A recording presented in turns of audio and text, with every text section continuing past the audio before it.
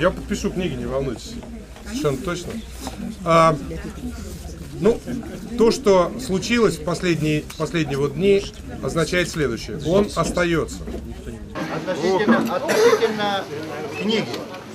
Вот я имею ряд пожеланий. Борис Ефимович. Давай, глупая женщина. Давай. Давай быстрее. Да что быстрее?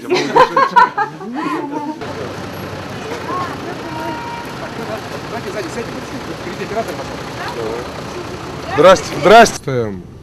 К вам на сайт или куда-то? Да. Вот сейчас я как раз с этим материалом мы хотим сработать. Вы что считаете, что если в стране все зависит от одного человека, то это стабильность? Представьте себе, с ним что-нибудь случится завтра. Заболел. Как у нас, стабильная Россия будет или не очень? Вы что, не понимаете, что передача власти одному человеку 146-миллионного государства – это катастрофа?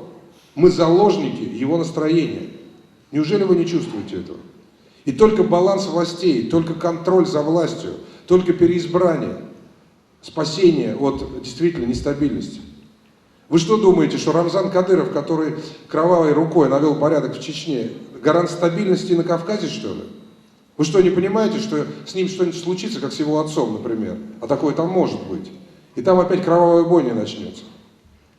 Поэтому, когда нам рассказывают сказки про стабильность, это для людей либо наивных, либо для абсолютно таких, знаете, безграмотных.